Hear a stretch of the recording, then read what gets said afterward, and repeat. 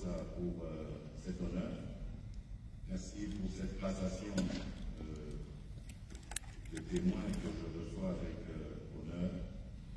Et je sais que vous avez placé la barre tellement haut que je serai obligé, grâce à cela, à travailler de d'arrache-pied pour essayer de vous égaler.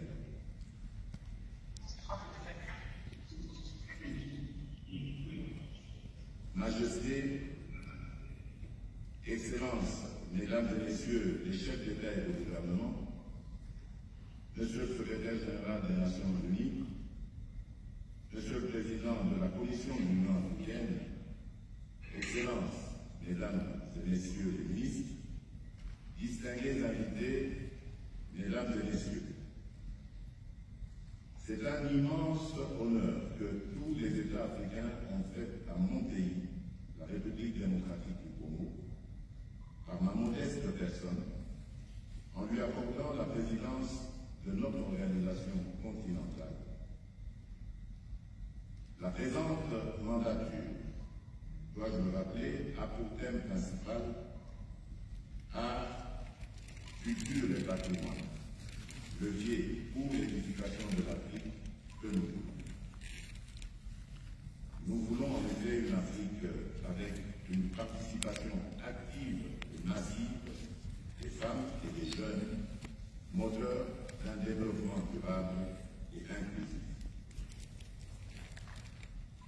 Je mesure l'immensité de la tâche que j'accepte en toute humilité d'assumer avec votre appui constant, le concours appréciable de tous les membres du bureau et la disponibilité permanente de la commission de notre organisation. Je tiens à remercier vivement mon prédécesseur, le président Cyril Matamela Ramaphosa, qui, dans des conditions difficiles dues à la pandémie de Covid, a su mobiliser les efforts de tous les pays du continent et des partenaires pour y faire face.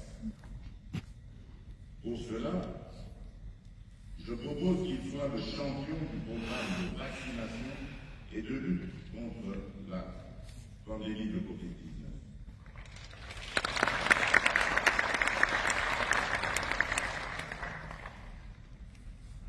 Je salue chaleureusement et remercie fraternellement son Excellence, Madame Saleh Work Zewde, présidente de la République démocratique fédérale d'Éthiopie, et son Excellence, Monsieur Abiy Ahmed, Premier ministre, pour la qualité de l'accueil et que le peuple éthiopien n'a cessé de nous réserver lors de nos assises au siège de l'organisation. Je saisis également cette occasion pour adresser mes sincères remerciements à M.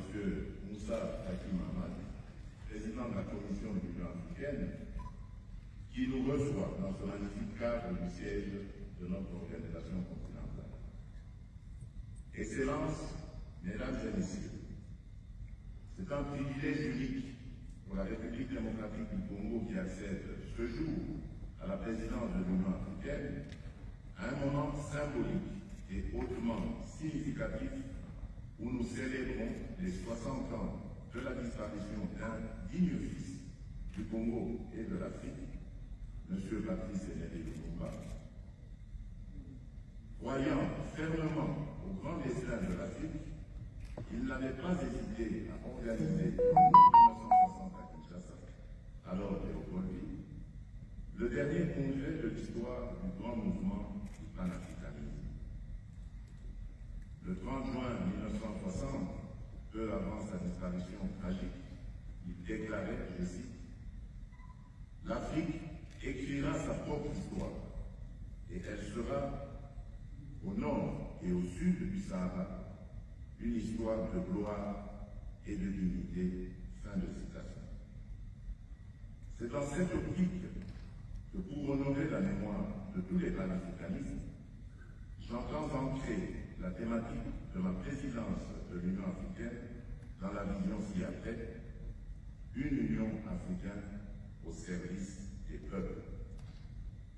Cette vision spécifique qui s'inscrit dans le premier plan décennal de mise en œuvre 2014-2020 de l'agenda 2063 va se décliner autour de 9 piliers stratégiques, mieux détaillés dans mon plan d'action. Les arts, la culture et le patrimoine constituent le socle de la renaissance africaine. Ils nous offrent l'opportunité d'opérer notre retour aux sources. En tant que somme des inventions de l'homme, de ses innovations et de ses combats pour assurer sa survie et son épanouissement, la culture est effectivement, comme le disait le Léopold Sédar Senghor, au commencement et à la fin de toute chose, car elle embrasse tous les domaines de la vie. Excellences, Mesdames et Messieurs, au moment où nous accédons à la présidence de l'Union africaine, notre continent est en proie à un défi majeur, celui de faire taire les armes. Dans la région sahélo-sahélienne, les filles et fils de l'Afrique tombent chaque jour sous la barbarie du terrorisme. En République centrafricaine, la paix et la stabilité des institutions élues sont mises à rude épreuve par des rébellions et des groupes armés. Dans la partie est de mon pays, la République démocratique du Congo, persiste, comme je l'ai relevé à plusieurs reprises, l'insécurité causée par des groupes armés locaux et des mouvements terroristes étrangers, notamment les ADF. Il en est de même de l'Afrique australe, réputée pour sa stabilité et son pacifisme, où le terrorisme est en train de sévir dans la partie nord du Mozambique. Excellences, Mesdames et Messieurs, une Afrique au service des peuples se construit aussi à travers l'intégration du continent. C'est ici le lieu de saluer les progrès accomplis dans le processus de ratification de l'accord de libre-échange continental africain, la CECAF. Le démarrage des échanges commerciaux au début de cette année et l'action du président Mahamadou Issoufou pour le rôle qu'il a joué dans le lancement de la CECAF. Certes, le démarrage des échanges en ce mois de janvier 2021 dans le cadre de la zone de libre-échange continentale africaine représente un acte d'indépendance économique. Mais il existe des défis certains au regard de disparités dans le développement industriel de nos différents pays. Excellences, Mesdames et Messieurs, nul n'a vu venir la pandémie de Covid-19 qui a pris au dépourvu toute l'humanité au point de nous faire perdre des vies humaines, de restreindre les mouvements des personnes et de déstabiliser nos économies. Bien que relativement moins touchée que d'autres parties du monde, l'Afrique n'a pas non plus été épargnée par ce virus mortel. Raison pour laquelle nous saluons l'ingéniosité et la résilience dont ont fait montre les pays africains dans la lutte contre cette pandémie. Fort de l'expérience du combat contre l'adversité et de nos grandes capacités d'adaptation, ne baissons pas les bras et ne perdons pas de vue d'autres pathologies qui continuent de sévir au point d'être parfois de loin plus mortelles, comme la malaria ou le VIH-Sida. Organisons-nous ensemble avec nos partenaires internationaux pour une grande offensive contre ces différents fléaux. Il est important que notre organisation puisse renforcer le Centre africain pour le contrôle et la prévention des maladies, CDC en sigle, afin de répondre efficacement aux urgences et de relever les défis sanitaires complexes en tant qu'institution technique spécialisée de l'Union africaine.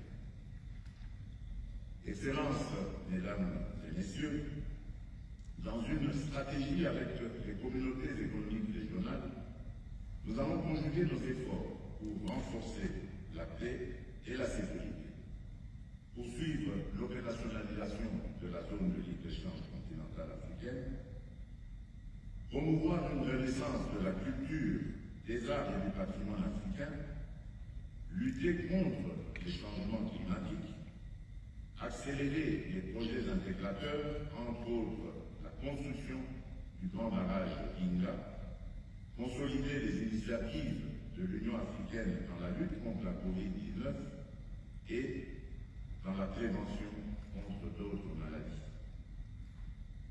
Tirant justement les leçons de la pandémie, en plus de renforcer nos systèmes de santé, le moment est venu d'investir davantage dans l'éducation et la recherche scientifique. Dès lors, il est d'un intérêt hautement stratégique que chaque État membre réserve une bonne part de son revenu au développement de son capital humain, qui est la principale richesse, la seule qui soit capable de se mobiliser avec efficacité pour résoudre ces problèmes spécifiques et faire face aux défis mondiaux. Fort de la vision d'une Union africaine au service des peuples africains, je me propose précisément de faire sortir notre organisation, avec votre concours à tous, des salles des conférences, des disques durs de nos ordinateurs et des dossiers bien ficelés de nos secrétariats.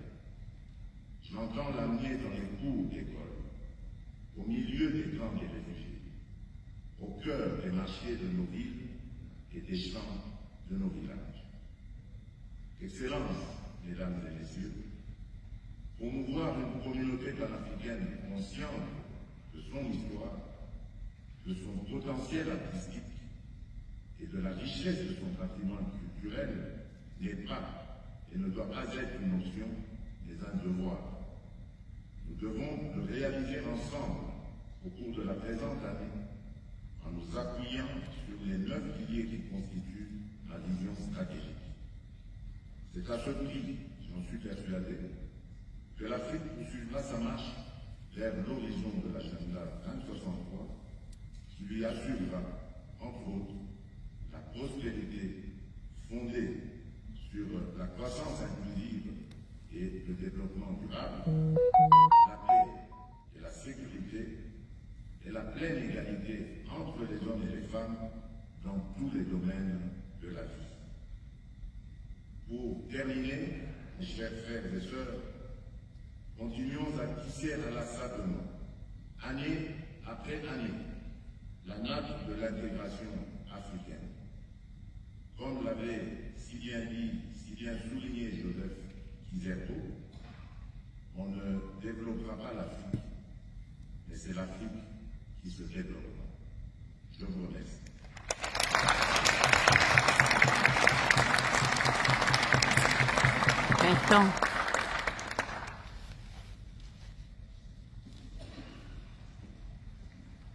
Nous vous remercions, Monsieur le Président. Excellences, Mesdames et Messieurs, nous sommes arrivés à la 3e phase de cette séance d'ouverture. Il s'agit du lancement du thème de l'Union africaine pour l'année 2021, qui va se faire par le président de l'Union africaine, son Excellence, M. Tshisekedi Tshilombo, à qui j'ai l'honneur de redonner la parole à cet état.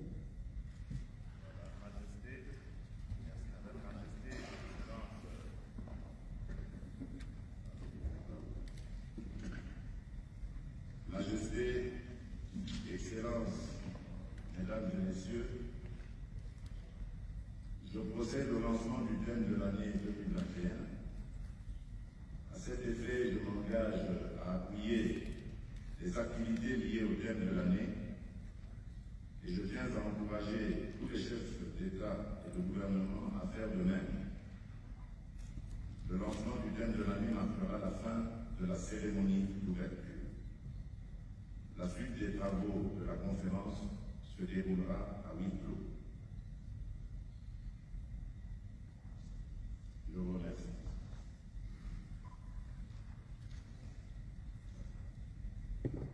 Merci, Excellence. Le Mali, en sa qualité de leader désigné pour le thème de l'année, souhaiterait prendre la parole à votre commission. Je vous remercie.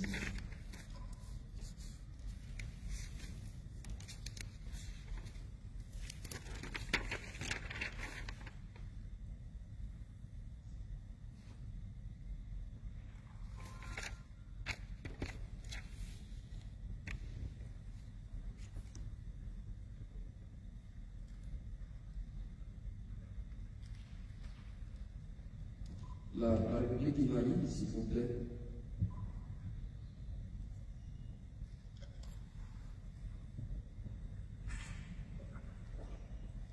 Monsieur le Président de la République démocratique du Congo, Président de l'Union africaine, Madame et Messieurs les chefs d'État et de gouvernement, Monsieur le Président de la Commission de l'Union africaine, Mesdames, Messieurs, j'ai le grand honneur de vous délivrer le message de son Excellence M. Boadao, Président de la transition chef de l'État du Mali,